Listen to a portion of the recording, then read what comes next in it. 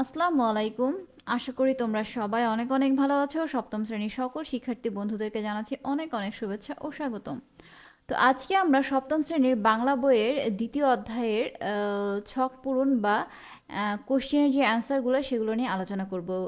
এই ভিডিওতে আমরা দ্বিতীয় অধ্যায়ের ডিটেল আলোচনা করব না, কারণ ডিটেলের আলোচনাটা আমাদের সপ্তম শ্রেণীর বাংলার যে প্লেলিস্ট আমাদের চ্যানেলে আছে সেই প্লেলিস্টে ডিটেল আলোচনাটা পেয়ে যাবে। তো চলো আমরা আজকে এই দ্বিতীয় অধ্যায়ের যে কোশ্চেনগুলো আছে সেগুলো শুধু সলিউশনগুলো দেখে নেই, কেমন? তো দেখো, প্রথমে কি বলা আছে এখানে, প্রমিত ভাষায় কথা বলি, তাই না? এটা হচ্ছে আমাদের প্রথম ছক ছিল। আচ্ছা, যে শব্দটি প্রমিত হয়নি, আর এই পাশে লেখা আছে কি শব্দটির প্রমিত রূপ, ঠিক আছে? আচ্ছা, পাটকাঠি শব্দটির প্রমিত রূপ কি? পাট কাঠি, ঠিক আছে? ট হবে, ঠিক আছে? আচ্ছা, প্রমিত রূপ পাটকাঠি।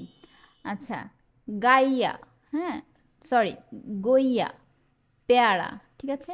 ট্যাকা, টাকা, ডাউল, ডাল, হলদে, হলুদ, আমাগো, আমাদের, কইছিলাম, বলেছিলাম, হুড়ুম, মুড়ি, কৈতর, কবুতর, কইতাছি, বলছি, খাওন, খাবার, বাহা, বাঁকা, ঠিক আছে? সরি, বেহা, এটা উচ্চারণ হবে বেহা, আর প্রমিত রূপ হবে বাঁকা, ঠিক আছে? আচ্ছা, এরপরে কি আছে? শব্দ খুঁজি, আঞ্চলিক উচ্চারণ, আঞ্চলিক উচ্চারণ করা শব্দগুলো, আর হচ্ছে প্রমিত শব্দ, আর উচ্চারণগত অথবা শব্দগত পরিবর্তন, ঠিক আছে? উচ্চারণগত পরিবর্তন হচ্ছে শব্দগত পরিবর্তন। যেমন দেখো, খাইছি, প্রমিত শব্দ কি হবে? খেয়েছি, আর এটা কি? উচ্চারণগত পরিবর্তন। ওকে, চঙ্গা, প্রমিত শব্দ কি? মই, এটা হচ্ছে কি? শব্দগত পরিবর্তন। ট্যাকা, প্রমিত উচ্চারণ হবে টাকা, উচ্চারণগত পরিবর্তন। ওকে, আচ্ছা, হানি, পানি, উচ্চারণগত পরিবর্তন। পাহাল, চুলা, শব্দগত পরিবর্তন। মাইয়া, মেয়ে, উচ্চারণগত পরিবর্তন। তারপরে বিলাই, বেড়াল, অথবা বিড়াল, তাই না? বিড়াল, হ্যাঁ বিড়াল, উচ্চারণগত পরিবর্তন, ঠিক আছে? আঞ্চলিক বাক্য, তার প্রমিত রূপ। আঞ্চলিক বাক্য কি কি আছে দেখো, কেন, মানুষ চাকা ঠেইলা তোলে, এটার প্রমিত রূপ কি হবে? কেন মানুষ চাকা ঠেলে তোলে, ঠিক আছে? আচ্ছা, ধরেন আমগো আঁকা, ঠিক আছে? এটার প্রমিত রূপ কি হবে? ধরুন আমাদের আঁকা, ঠিক আছে? আচ্ছা, আমরা যে আর্টের কাম করি, এটার প্রমিত রূপ কি হবে? আমরা যে আর্টের কাজ করি, ঠিক আছে? আমগো চেনে কয়জন, এটার প্রমিত রূপ কি হবে? আমাদের চেনে কতজন। আচ্ছা, এরপরে কি আছে? কেন দেখেন নাই, এটার প্রমিত রূপ হবে কেন দেখেননি। আচ্ছা, এই যে উপরে চাইয়া দেখেন, আচ্ছা এটার প্রমিত রূপ কি হবে? ওই যে উপরে তাকিয়ে দেখেন, ঠিক আছে? আচ্ছা, বঙ্গবন্ধুর দুইটা ছবি, কি হবে? বঙ্গবন্ধুর দুইটা বা দুইটি ছবি, ঠিক আছে? আচ্ছা, হ্যাঁ রে তো আর মধ্যে, ঠিক আছে? এটাকে আমরা কি বলতে পারি? তাকে তো আর মধ্যে, ঠিক আছে? আচ্ছা, বা নিচে রাহন যায় না, ঠিক আছে? এটা কি হবে? হ্যারে তো আর হ্যারে তো আর মধ্যে বা নিচে রাহন যায় না, তাকে তো আর মধ্যে বা নিচে রাখা যায় না, ঠিক আছে?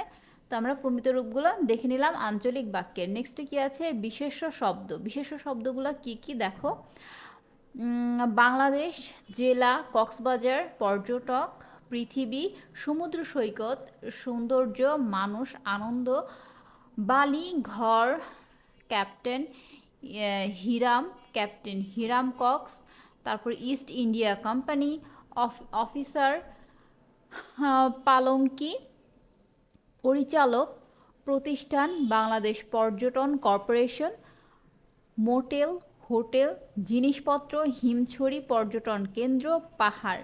ঠিক আছে, এবার সর্বনাম শব্দগুলো হচ্ছে এর, তাদের, কেউ কেউ, তারা, তার, যার। ওকে, বিশেষণ শব্দগুলো হচ্ছে সবচেয়ে, আকর্ষণীয়, একজন, ছোট, বড়, বাহির, সুন্দর, রোমাঞ্চকর, চিত্র, বিচিত্রময়। ঠিক আছে। আচ্ছা, ক্রিয়া শব্দগুলো হচ্ছে আছে, পড়ে, এসেছে, ছিলেন, ছিল, নিযুক্ত হন, নিযুক্ত হন, করা হয়, দেওয়া হয়, গড়ে উঠেছে, নির্মাণ করেছে, তৈরি করেছে, আছে, পাওয়া যায়, রয়েছে, বেড়াতে যায়, ইত্যাদি। ইত্যাদি মানে এই কটা শব্দই ছিল আমাদের ওই যে বিষয়টা আমাদের লেখা ছিল, তাই না?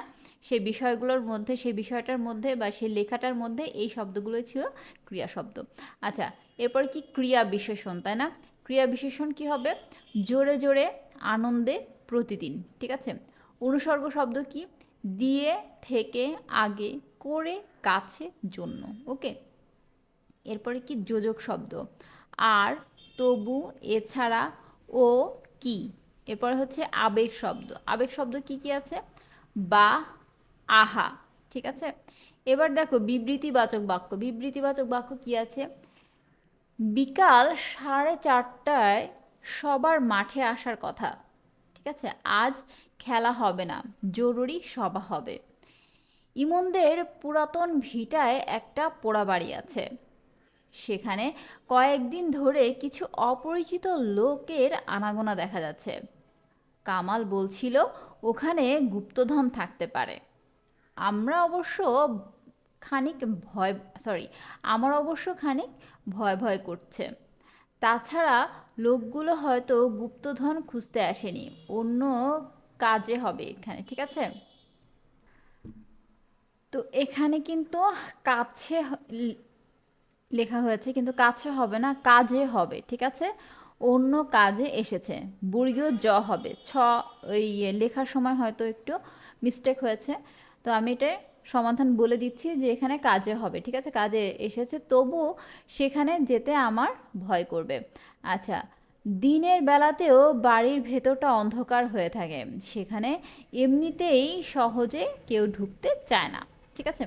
এরপর কি আছে? প্রশ্নবাচক বাক্য। কি রে মঈন, ও বাড়িতে গুপ্তধন আছে নাকি? তবে ঠিক তারা প্রশ্ন করবে, এখানে কি করছো তোমরা? ঠিক আছে। আচ্ছা, এটা 2 হবে, আমি এখানে 3 লিখেছি, তাই না? দাঁড়াও। ওকে, দেখো 2 নাম্বার এটা আমি ঠিক করে দিয়েছি। এরপর কি আছে? অনুজ্ঞাবাচক বাক্য, তাই না? চল আমরা খোঁজ করে দেখি, গুপ্তধন থাকলে ঠিক খুঁজে পাবো। 2 নাম্বারে এখানে আর আসবে না। 3 নাম্বারে যাও, চলে যাও। ঠিক আছে, এটা কি? অনুজ্ঞাবাচক বাক্য। আবেগবাচক বাক্য কি? তাই নাকি? আমি তো জানি না। 2 নাম্বারে আছে হচ্ছে অপরিচিত লোকগুলো যদি ঠিক গুপ্তধন খুঁজতে আসে। ঠিক আছে, অপরিচিত লোকগুলো যদি ঠিক গুপ্তধন খুঁজতে আসে, এটা হচ্ছে আবেগবাচক। ঠিক আছে। 1 মিনিট, এখানে একটু প্রবলেম হয়েছে। হ্যাঁ, এই যে 3 নাম্বারে কি আছে? যদি আমাদের সাথে ওদের দেখা হয়ে যায়। ঠিক আছে। 4 নাম্বারে আছে যে পুরাতন বাড়ি, বাড়ির চারপাশে কত বড় বড় গাছ। ঠিক আছে, এগুলো কি? আবেগবাচক বাক্য। ঠিক আছে। এরপরে দেখো নমুনা 1, পৃষ্ঠা 31। ঠিক আছে। রেলগাড়ি, রেল লাইন, ছেলে বুড়ো, দেশ বিদেশ, যানবাহন, জনপ্রিয়, নদী নালা, পাহাড় পর্বত, কুড়ে ঘর, ধান ক্ষেত, ডিম সেদ্ধ, ঝালমুড়ি, চিড়া ভাজা, পত্র পত্রিকা, একতারা, পল্লীগীতি, হাততালি, রেল ভ্রমণ। এবার নমুনা 2, পৃষ্ঠা 34-এ কি আছে? উপকার, প্রতিদিন, বিশেষ, নিঃসন্দেহে, নিখাদ, অচেনা, অজানা, পরাজয়, অবস্থান, সুকীর্তি, অবদান, উপভোগ, আজীবন, প্রতিযোগিতা, সম্মান। ঠিক আছে। নমুনা 3 পৃষ্ঠা 37-এ আছে খেলা, চানাচুরওয়ালা, রঙিন রঙিন হাতা, মানানসই, ছাত্রী, ছেঁড়া, খেলনা, দামি, মধুর, হাসি, বুদ্ধিমান, দয়ালু, সরলতা। এরপরে কি আছে দেখো, অর্থ বুঝে বাক্য লিখি, পৃষ্ঠা 42। এখানে কি দেওয়া আছে দেখো, পাকা। পাকা শব্দের মুখ্য মুখ্য অর্থ হচ্ছে পরিপক্ক হওয়া, গৌণ অর্থ এক, গৌণ অর্থ দুই। তো পরিপক্ক হওয়া দেখো, পাকা আম খেতে মজা, গৌণ অর্থ এক হচ্ছে ইট বা পাথরের তৈরি, রাস্তাটি পাকা করা প্রয়োজন, গৌণ অর্থ দুয়ে স্থায়ী, এ কাপড়টির রং পাকা। ঠিক আছে। 2 নাম্বার কি আছে, ধরা। মুখ্য অর্থ হচ্ছে ধারণ করা, এ এ ঝুড়িতে অনেক আম ধরবে। গৌণ অর্থ একে হচ্ছে যন্ত্রণা বোধ করা, খুব মাথা ধরেছে, কথা বলো না। ঠিক আছে। গৌণ অর্থ দুই, আরম্ভ করা, শিক্ষার্থীদের কয়েকজন গান ধরলো। ঠিক আছে, মানে গান আরম্ভ করলো। আচ্ছা, কথা। মুখ্য অর্থ উক্তি, বহুদিন পর তোমার কথা শুনলাম। 2 নাম্বার গৌণ 1 নাম্বার গৌণ অর্থ হচ্ছে প্রতিশ্রুতি, কথা দিলে রাখতে হয়। গৌণ অর্থ 2 হচ্ছে তর্ক, তার সাথে কথায় পেরে ওঠা মুশকিল। 4 নম্বরে আছে দেখো, বড়। মুখ্য অর্থ হচ্ছে বৃহৎ, গাছটা অনেক বড়। ঠিক আছে। গৌণ অর্থ এক হচ্ছে উদার, বড় মনের মানুষকে সবাই ভালোবাসে। গৌণ অর্থ দুয়ে আছে হচ্ছে চিৎকার করে, অপরাধ করেও সে বড় গলায় কথা বলে। 5 নাম্বার হচ্ছে মুখ। ঠিক আছে। মুখ্য অর্থ হচ্ছে প্রত্যঙ্গ, ঠিক আছে, অঙ্গ প্রত্যঙ্গ। ঠিক আছে। আচ্ছা, আমরা মুখে কথা বলি, গুণ অর্থ একে হচ্ছে কথা। এবার মহিলার মুখ ছুটেছে, গৌণ অর্থ 2 হচ্ছে সম্মান। ঠিক আছে। ছেলেটা বংশের মুখ রেখেছে। ঠিক আছে। এবার দেখো প্রতিশব্দ। প্রতিশব্দ কি, 44 পৃষ্ঠা। ঠিক আছে, প্রতিশব্দ 44 পৃষ্ঠা। অন্ধকার, আধার, তিমির। ঠিক আছে। দুঃখ, যন্ত্রণা, কষ্ট। গাছ, তরু, বৃক্ষ। কুল, তীর, পার। ঠিক আছে, এগুলো সবই কিন্তু প্রতিশব্দ। তারপর মন্দ, এর প্রতিশব্দ কি, খারাপ, নিকৃষ্ট। চাঁদ, চন্দ্র, শশী। পাথর, শিলা, প্রস্তর। চুল, চিকুর, অলোক। ঠিক আছে। তারপরে ঘোড়া, ঘটক, অশ্ব। তরঙ্গ, ঢেউ, উর্মি। ঠিক আছে। এবার দেখো প্রতিশব্দ বসিয়ে আবার লিখি, পৃষ্ঠা 47। রাত যত গভীর হয় সকাল তত নিকটে আসে। তো তোমরা নিশ্চয়ই বুঝে গেছো এখানে প্রতিশব্দগুলো আমরা কি ব্যবহার করেছি আর বইয়ে আমাদের কি শব্দগুলো ছিল। তো আমি শুধু এখানে যে মার্ক করা শব্দ সেই শব্দগুলো পড়ে দিচ্ছি। ঠিক আছে। রাত, সকাল, নিকটে, উক্তির, সমস্যা, ভীত হওয়ার, সংকট, নিরসনের, জগতে, কষ্টের, খুশির, বেদনায়, অপরের, খুশিতে খুশি, দুর্যোগের, কাছে, ভেঙে পড়ার, দিবাকর, সংকট, ভালো, এগুলোই। ঠিক আছে। এরপরে কি আছে দেখো, বিপরীত শব্দ, পৃষ্ঠা 47।